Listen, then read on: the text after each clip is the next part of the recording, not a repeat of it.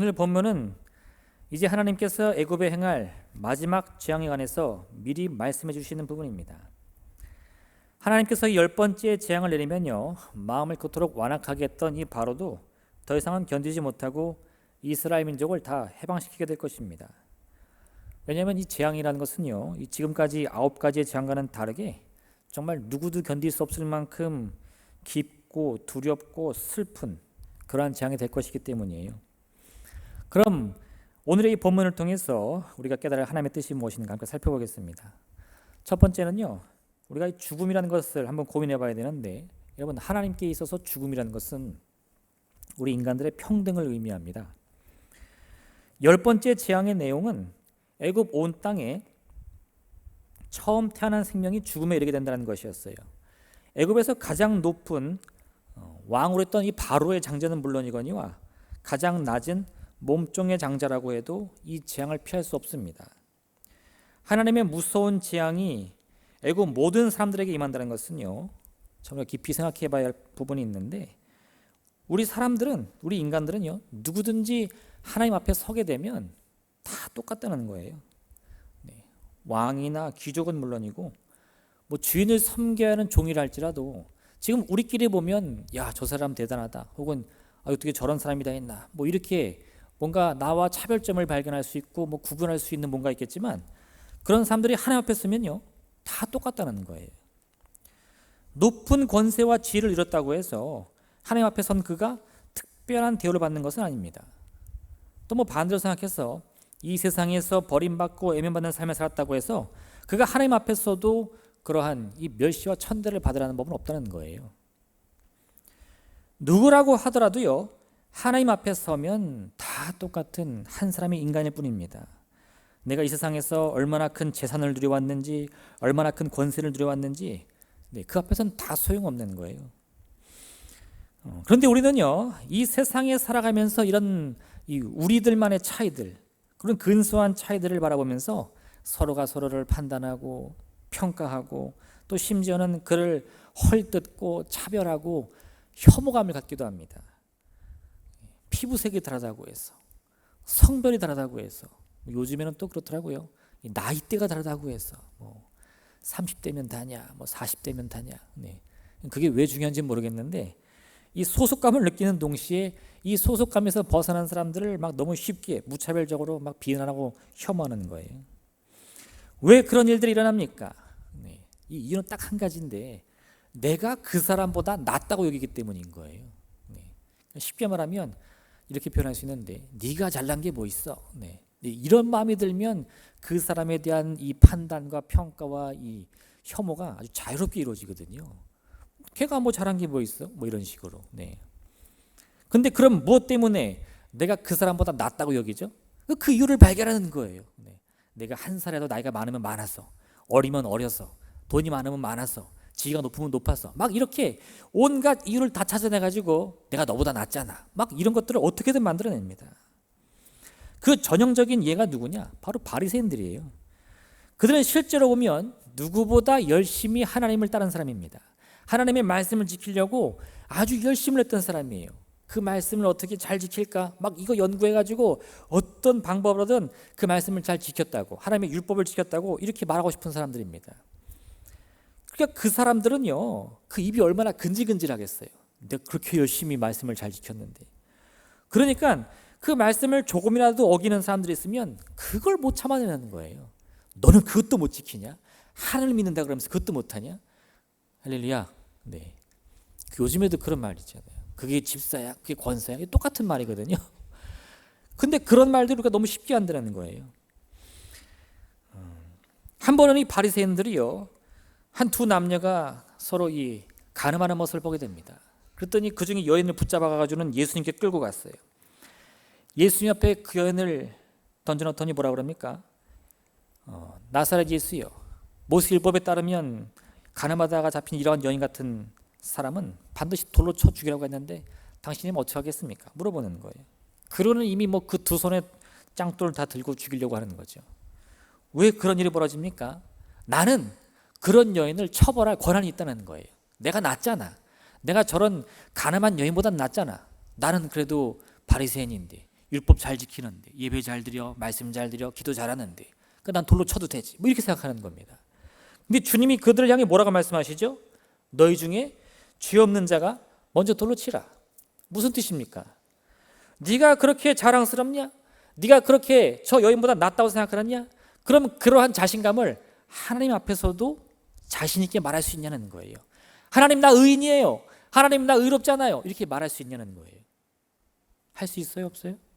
할렐루야, 할렐루야. 네. 저렇게 하면 됩니까? 이렇게 하면 됩니까? 하는데 반대로 말해서 그럼 당신이 하나님 앞에 말하세요 하면 말할 수 있냐 이거예요. 아무도 못한다 이겁니다. 곰곰이 생각해 보니까 이 바리새인들은 그때서야 나도 하나님 앞에 서면 뭐예요? 의인이에요, 죄인이에요? 죄인이구나, 그걸 깨달은 거예요. 그러니 그 마음 깊숙한 곳에서 부끄러움이 올라오면서 슬그머니 돌 내려놓고 도망가는 거죠.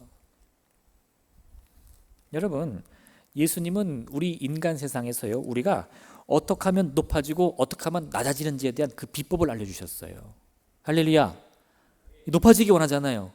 낮아지려고 사는 사람 없잖아요. 그럼 이 비법을 잘 들어보세요. 내가 누구에게나 혼인잔치에 청함을 받았을 때에 높은 자리에 앉지 말라.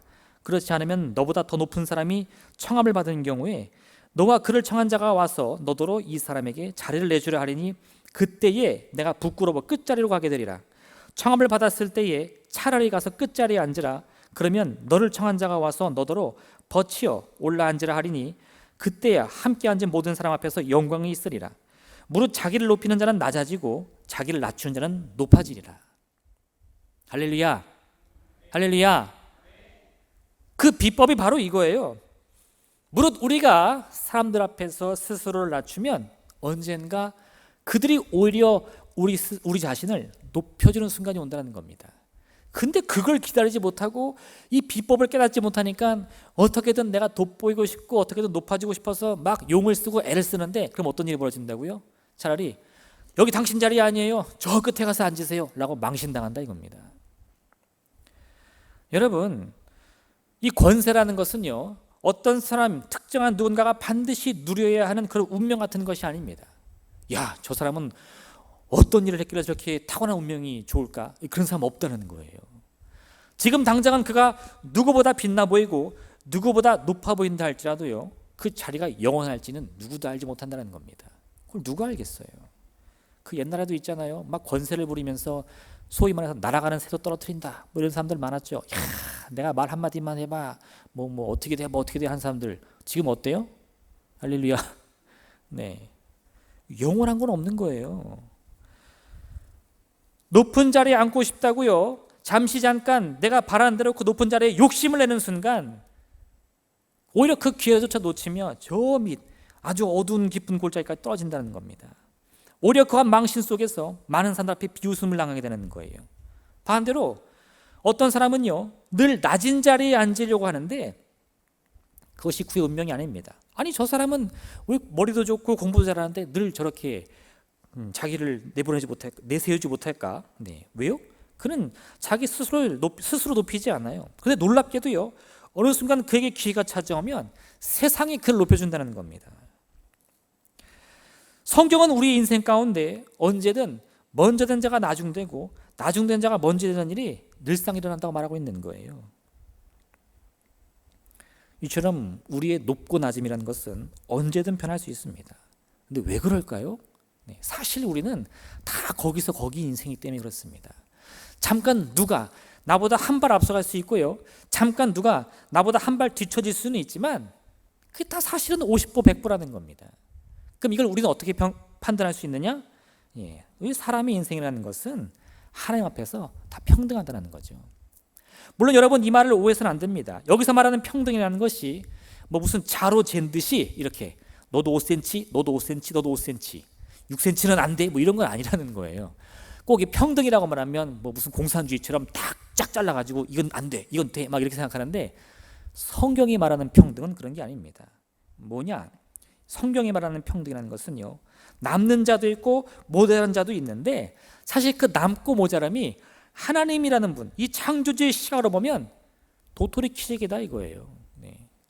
사실 이 말이 제 인생을 바꿨는데 옛날에는 뭐 조금만 차이가 나면 저도 욕심이 많은 사람이라 그걸 못 견뎠어요.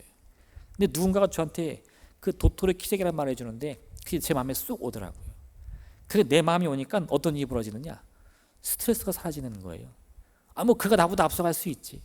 내가 잠깐 뒤처질 수 있지. 근데 어때요? 도토리 키재기예요.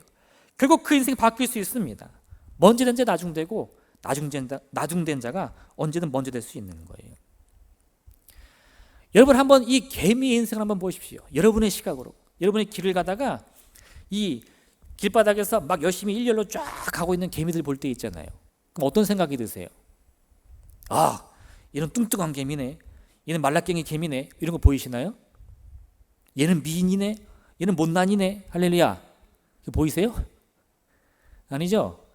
그냥 무슨 붕어빵 찍어내듯이 똑같은 개미들이 일렬로 가고 있는 것처럼 보이잖아요. 근데 개미들의 세상에선 그렇지 않아요.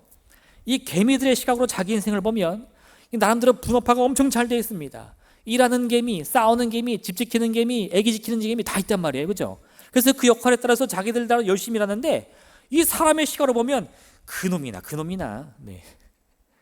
잘난 게 없어 보이잖아요. 마치 하나님이 우리 인생을 보면 그와 같다는 겁니다. 우리가 스스로 아무리 잘났다고 외친들 하나님 보시기에는 일개미나 싸움개미나 똑같아 보이는 거예요. 뭐 다를 게 없습니다. 그러니 하나님은요 우리를 뭐라고 말씀하신다고요? 우리 모두가 다 하나님 앞에서는 동등할 수밖에 없다는 거예요. 여러분 우리 인생사에 서로가 서로를 바라보면 이 작은 차이들이 많이 보입니다. 지금 우리가 이 자리에 앉아있지만 여기서도 이렇게 보면 뭐 보이잖아요. 야, 뭐 저분은 오늘 좋은 옷 입고 왔네. 아우 저분은 코를 새로 했네. 뭐 이런 거. 네, 마스크가 명품이네. 뭐 이런 거 보이잖아요.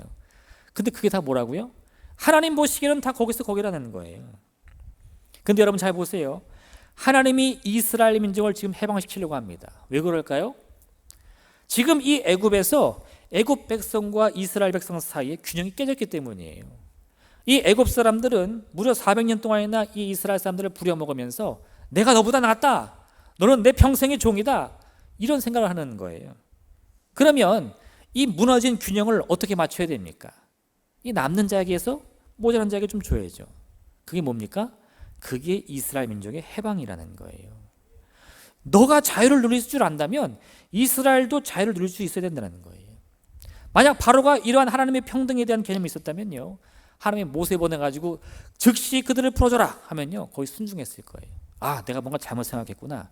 내가 사람이 사람을 부리는 것을 당연히 여겼는데 그게 이 창조주 앞에서는 아무 의미 없는 것이구나. 그걸 알았을 거예요.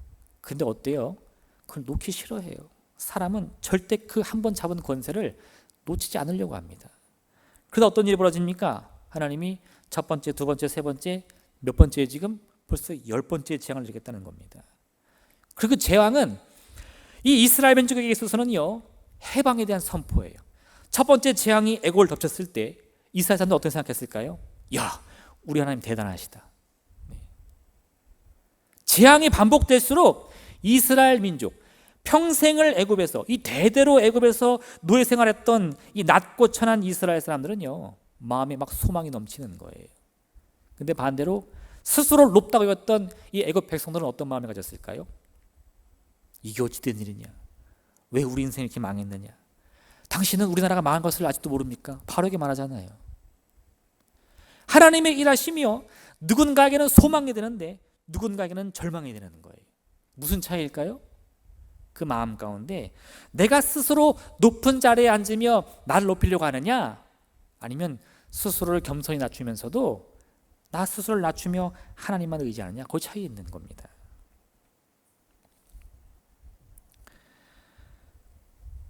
하나님께서는 분명 우리 서로가 반드시 낮은 자의 외침에 귀를 기울여야 한다고 말씀합니다. 왜요? 그래야 균형이 맞는 거예요. 하나님 보시기에 낮은 자를 향한 우리의 관심과 우리의 이 마음이 하나님 보시기엔 합당한 것이 되기 때문에 그렇습니다.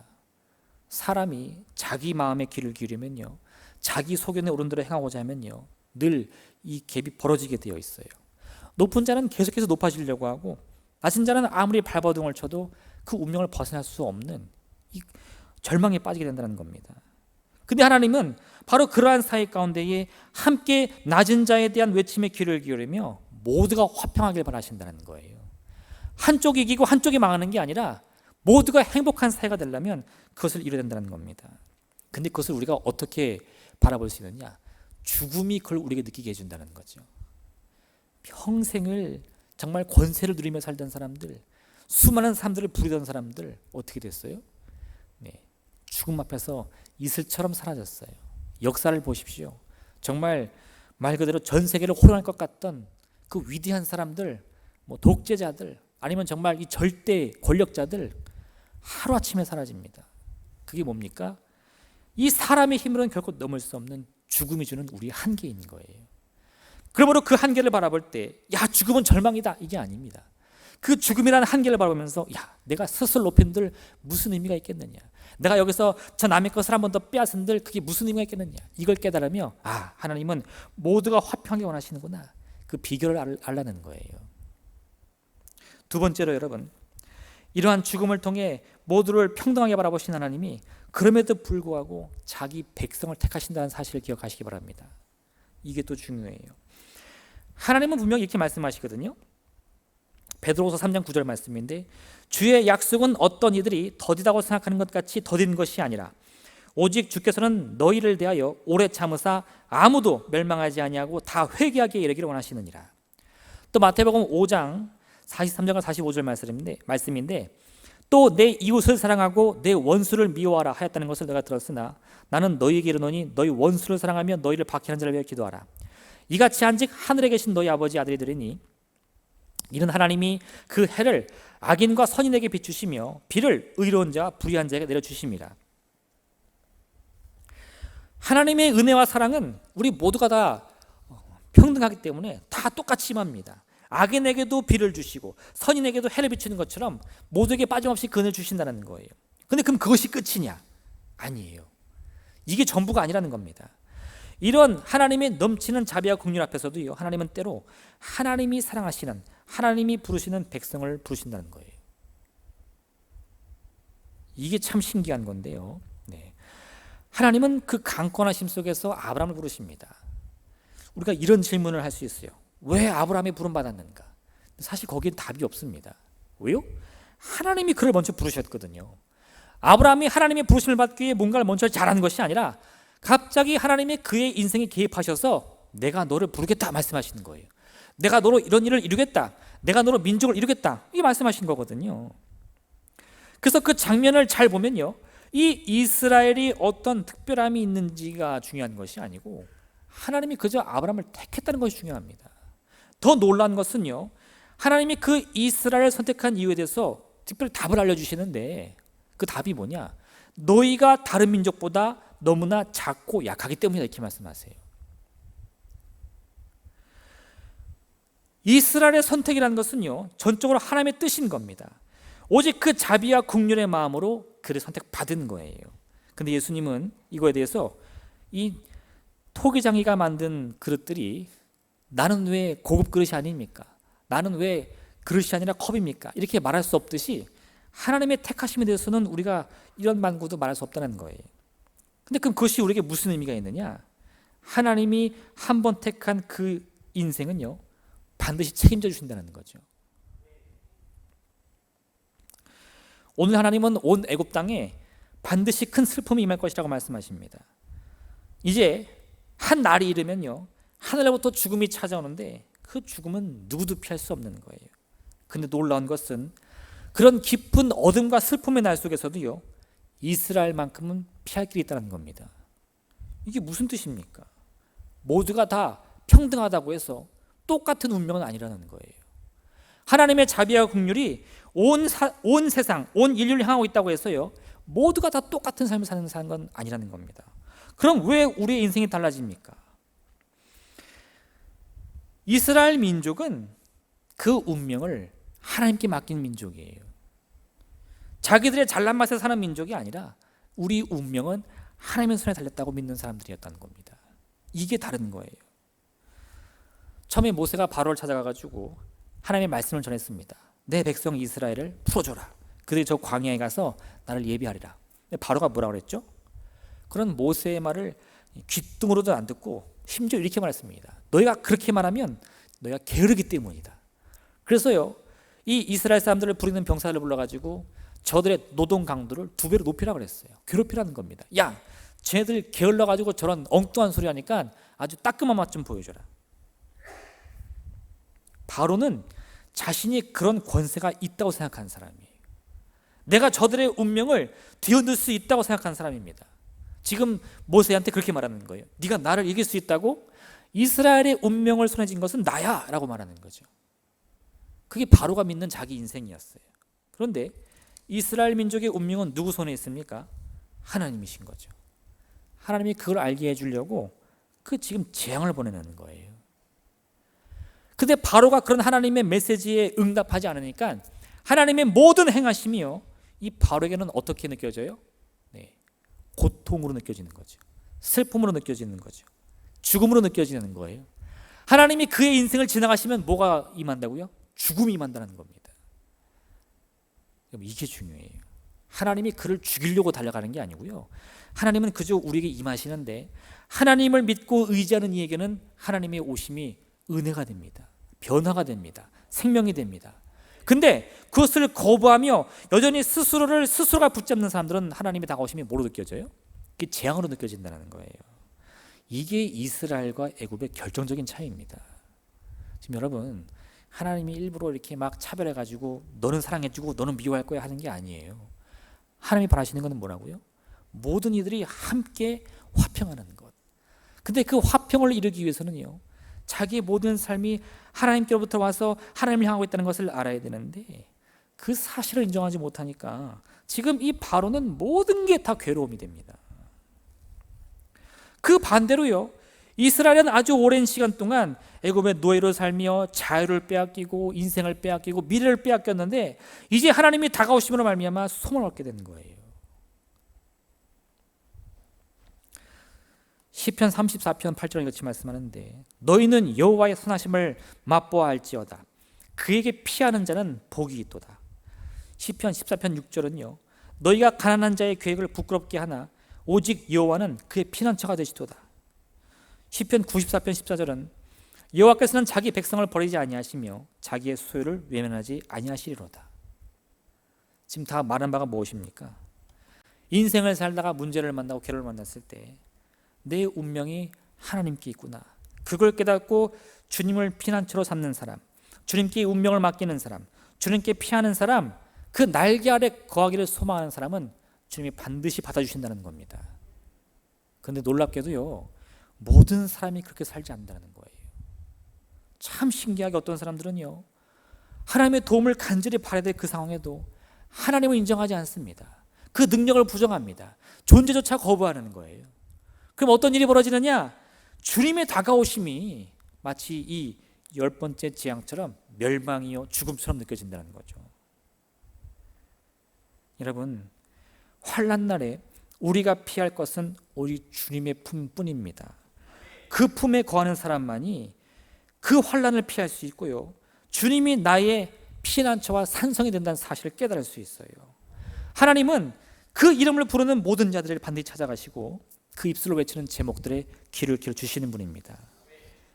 하나님의 은혜와 사랑이 끝이 없다고 해서요, 모든 사람들이 가만히 앉아 있어도 똑같은 은혜 누릴 수 있다고 착각하셔서는 안 돼요. 여러분, 하나님의 사랑은 값없이 얻는 거라고 했지 그냥 가만히 자동으로 얻는 거라고 하지 않았어요. 이게 다른 말입니다.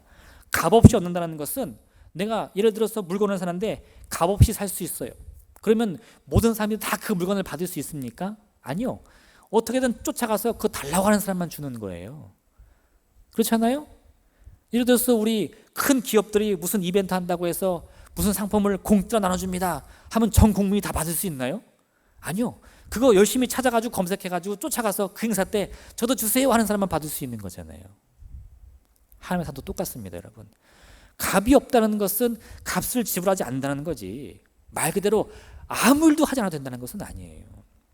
마태복음 7장 7절과 8절 말씀을 이렇게 말씀하는데 구하라 그리하면 너에게 주실 것이요 찾으라 그리하면 찾아낼 것이요 문을 두드리라 그리하면 너에게 열릴 것이니 구하는 이마다 받을 것이요 찾는 이는 찾아낼 것이요 두드리는 이에게 열릴 것이니라. 왜 구하고 자꾸 두드려야 됩니까? 다 공짜인데. 공짜지 그냥 주는 건 아니라는 거예요. 달라 그래야 주죠. 원한다 그래야지. 이스라엘 백성에게 주어지는 구원은요, 값없이 주어지는 구원은 맞는데 자동으로 주어지는 것은 아닙니다. 그들이 그 값없는 은혜를, 값없는 구원을 누리기 원한다면요, 하나님께 구해야 되는 거예요. 어떻게? 간절하게. 이제 하나님이 그 방법을 알려주실 건데 아마 다음 주 말씀이 될 겁니다. 이 6월절을 말씀해 주세요. 하나님의 이 재앙이 이스라엘은 피해가는데 자동은 아니에요. 하나님이 말씀을 주시는데 그 말씀의 능력을 믿고 순종하면 정말 그 말씀대로 그 운명이 바뀔 거니거니와, 그 말씀이 야 그렇게 한다고 그게 이루어지나? 의심하고 또 거부하고 이 피하는 사람들, 비록 그가 이스라엘의 피를 물려받았으면 모르겠지만 재앙은 그를 비껴가지 않습니다. 여러분, 우리에게 중요한 것은요, 하나님을 인정하는 거예요. 예전에 한 목사님이 이런 말한 걸 제가 들은 적이 있는데, 우리 인생의 진정한 기쁨과 행복이라는 것은 내 스스로를 누군가 앞에서 겸손히 낮출 수 있는 삶을 찾을 때 일어난다, 이렇게 말했어요. 무슨 말이냐?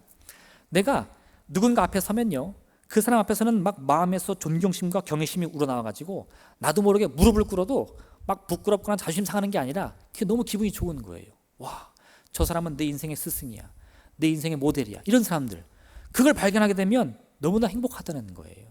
생각해 보세요. 가정에서 존경받는 아버지가 있다. 가정이 얼마나 행복합니까? 학교에서 선생님이 존경을 받는다. 그 교실에서는 어떤 문제가 있겠습니까? 여러분, 우리 스스로가 나를 내려놓고 존경할 수 있는 누군가를 만난다는 것은 큰 축복이에요. 근데 그 진정한 대상이 누구예요? 우리 하나님이시라는 거죠. 내가 하나님 앞에 무릎 꿇는 것은요, 자존심 구기면서 이렇게 해서라도 내가 복 받아야 되나, 이런 마음으로 해서는 아무 소용없습니다. 그분을 진정으로 존경하며 그분을 진정으로 사랑하기 때문에 그 무릎 꿇음이 나에게는 영광이 된다는 사실을 알아야 돼요. 그 마음이 내게 들어갈 때요, 우리는 스스로가 낮아지며 저 밑으로 내려가는 것 같지만 그 겸손한 무릎이 나를 진정한 행복으로 이끈다는 사실을 알게 된다는 겁니다. 하나님 앞에서 굳이 자존심 부릴 거 없습니다. 다 맡기세요. 그리고 주님이 반드시 도우신다는 그 말씀을 믿고 순종 여러분 되시길 부탁드립니다. 마지막 세 번째는요, 여러분, 오늘 하나님이 말씀하시는 것은 이 죽음에 관한 주제인데요, 하나님이 죽음을 다스린다는 것은 곧 하나님이 우리의 모든 운명을 주장하신다는 뜻과 같습니다. 왜요? 하나님은 우리의 창조자시죠. 우리의 생명을 창조해 주셨습니다. 그럼 그 생명의 창조 가운데 그 생명의 끝을 결정한 건 누구냐? 그것도 하나님이신 거예요. 그래서 우리의 삶도 주님의 것이고 우리의 죽음도 주님의 것이죠. 근데 우리가 이 인생의 삶과 죽음을 한 단어로 묶으면 그걸 운명이라고 표현합니다. 내가 어디로 와서 어디로 가는 인생인가, 그걸 뭐라고 표현하죠? 그게 운명이잖아요. 나의 운명은 어떠한가. 하나님이 생명과 이 탄생과 죽음의 주관자가 되시기 때문에 결국은 하나님이 우리의 운명의 주관자가 되신다, 이렇게 말할 수 있다는 겁니다. 이게 왜 중요하냐? 여러분, 우리에게 주어진 운명이 있습니다. 그럼 그 운명은 어떻게 해서 바꿀 수 있느냐? 그 진정한 주관자에게 맡길 때 바뀌는 거죠. 여기서 한 가지로 기억해야 될 것은요, 우리의 운명의 주관자이신 하나님, 그 운명을 어디로 이끄시느냐? 우리의 복을 위해서 이끄십니다. 창세기 1장 28절 보면 하나님 이렇게 말씀하시는데, 우리가 우리 형상대로 사람을 창조하자. 그리고 뭐라고 그러세요? 너희가 생육하고 번성하여 땅에 충만하라 말씀하십니다. 그게 우리 인간 창조의 목적이었어요. 하나님은 우리의 운명을 하나님의 손길로 이끌어 주시는데 어느 방향으로 이끌어 주시느냐?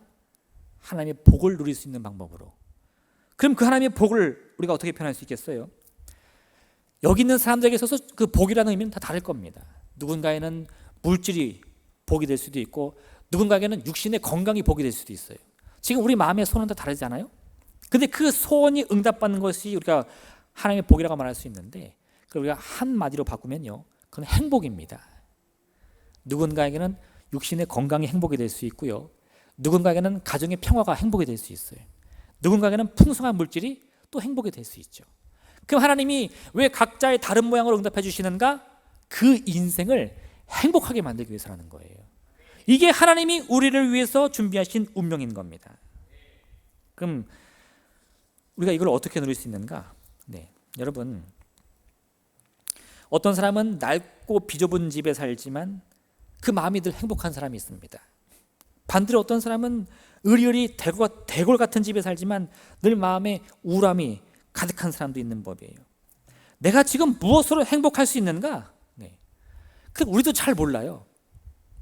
내가 하나님께 뭔가 간절히 기도하면서도요, 때로는 내가 구하는 그 기도 제목의 응답이 나를 진정한 행복으로 이끌 수 있는지 나도 확신을 못할 때가 너무 많습니다. 그럴 때는요, 그냥 주님께 맡기는 거예요. 캐나다의 작가 루시모드 몽고메리라는 사람이 있습니다. 이 사람 굉장히 유명한데 그가 지은 소설이 있어요. 여러분 잘 아시는 빨강머리 앤이라는 소설입니다. 한 번쯤 다들 보셨을 것 같은데, 처음에 이 루시라는 사람이 글을 써가지고 빨강머리 앤을 완성했을 때 그걸 들고 가서 출판사들을 막 쫓아다니는데, 그 출판사 사장들이 그 글을 좀 읽더니요, 아무도 좋아하지 않아요.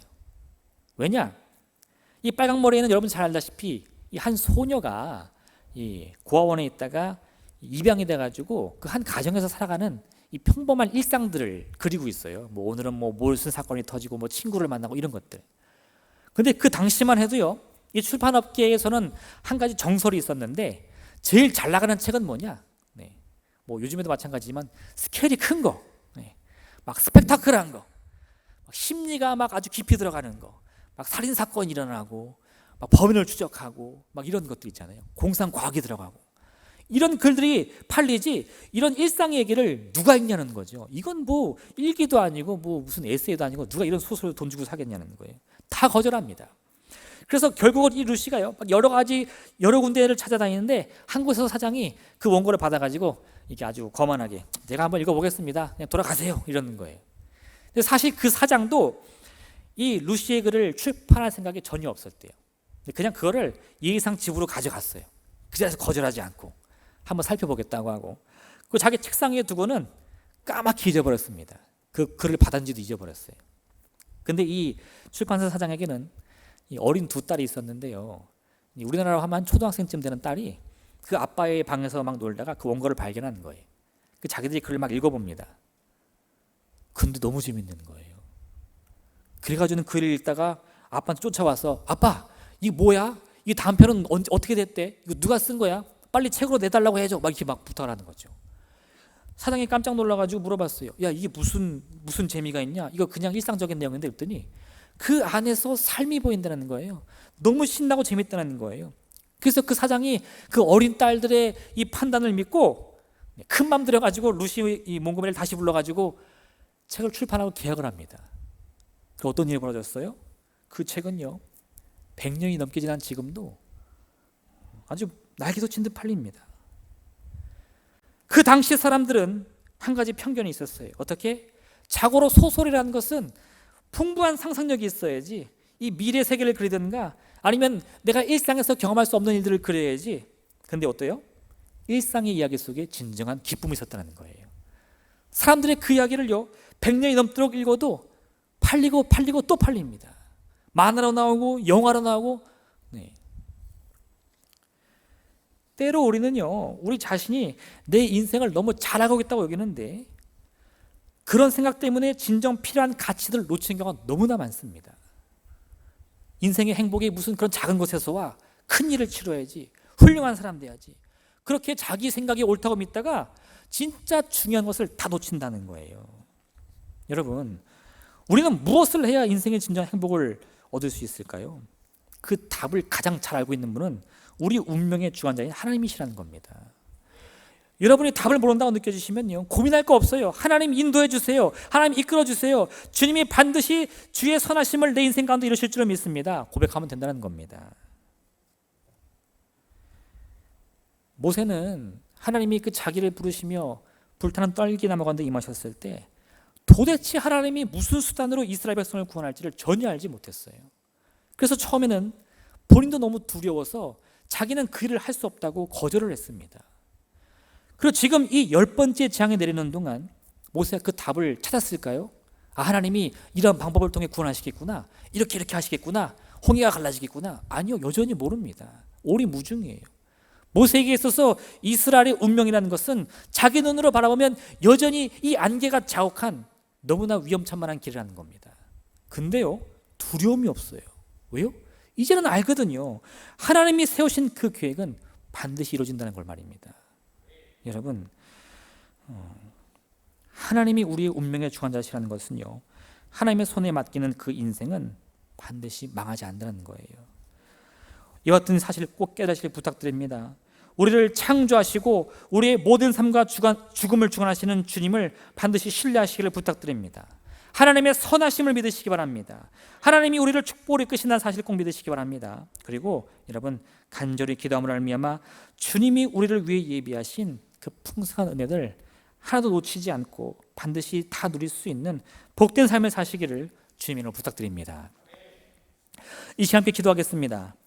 오늘의 말씀을 기억하시면서 하나님, 참으로 우리가 주님 앞에서 온전히 겸손하게 하여 주시옵소서. 저 앞에 간절히 무릎 꿇고 기도함으로 말미암아 하나님이 우리를 위해서 반드시 예비하신 그 선하고 아름다운 운명을 누릴 수 있도록 인도하시고, 이 모든 것을 위해 아버지 하나님이여 저 앞에 모든 것을 맡길 수 있는 담대한 믿음 허락하여 주옵소서. 주님의 이름 세우므로 간절히 기도하겠습니다. 주여!